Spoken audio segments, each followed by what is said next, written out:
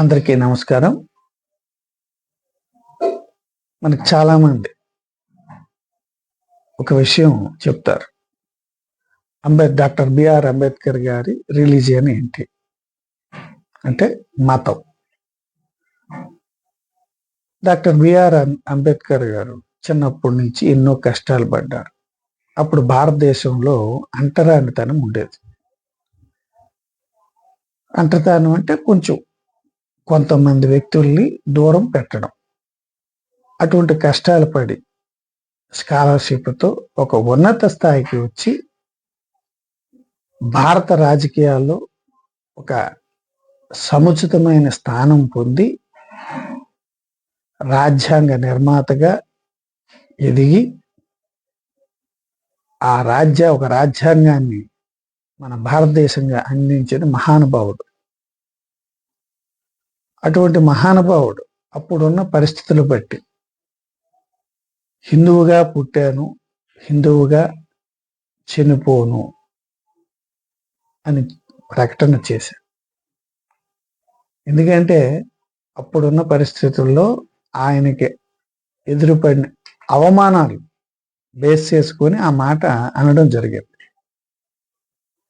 అయితే ఆ పరిస్థితుల్లో ఆయన మాట అనౌన్స్ చేయగానే ప్రపంచ దేశాల నుంచి అన్ని మతాల వారు కూడా మా మతానికి రండి అని ఆయన్ని ఆహ్వానించడం జరిగింది.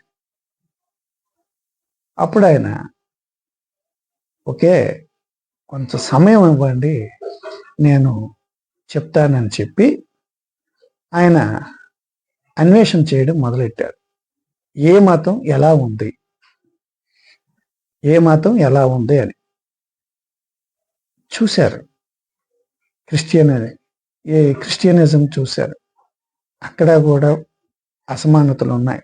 నల్లవారు తెల్లవారు, నల్లవారిని ఒక ఘోరమైన హీనంగా చూడటం, తెల్లవారు మాత్రమే అభివృద్ధికి ముందుకు వెళ్ళేవారు అని ఆ రకంగా అక్కడ అసమానతలు చూశారు.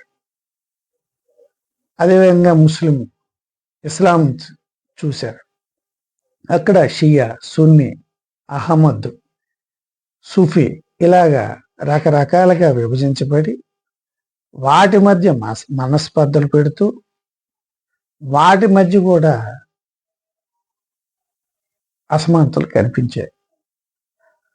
అప్పుడు అనుకున్నారు, మనం హిందూ మతంలోనే అసమానతలు కొంతమంది హీనంగా చూస్తుంటారు అనుకున్నాం, కానీ అన్ని మతాల్లో అదే ఉంది.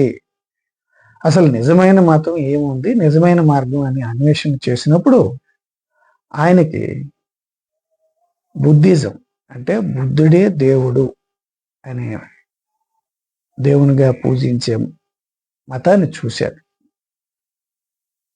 అదే బుద్ధిజం. ఆ బుద్ధిజం అనేది మతం కాదు, అది ఒక మార్గంగా ఆయన పరిశీలన చేశారు.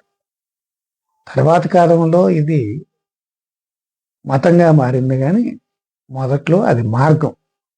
ఆ మార్గం మంచిదని చెప్పేసి అప్పుడున్న ప్రజలకి మతం ఏదో ఒక మతం కావాలి, మార్గం అంటే వాళ్ళు వినే పరిస్థితుల్లో లేని పరిస్థితి కాబట్టి ఆయన ఆ బుద్ధిజాన్ని స్వీకరించడం జరిగింది.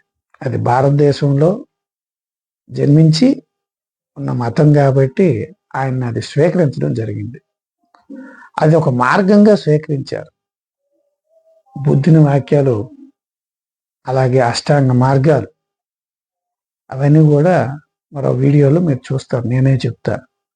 ఇది మంచి మార్గం, అందరినీ సమానమైన వ్యక్తులుగా చూసే మార్గం, ఇదే అసలైన మార్గం. యువతకి ఒక మంచి పరిపూర్ణమైన వ్యక్తిగా మారడానికి అసలైన మార్గం అని ఆశించి ఆ బుద్ధిని మార్గాన్ని ఆయన అనుసరించడం జరిగింది.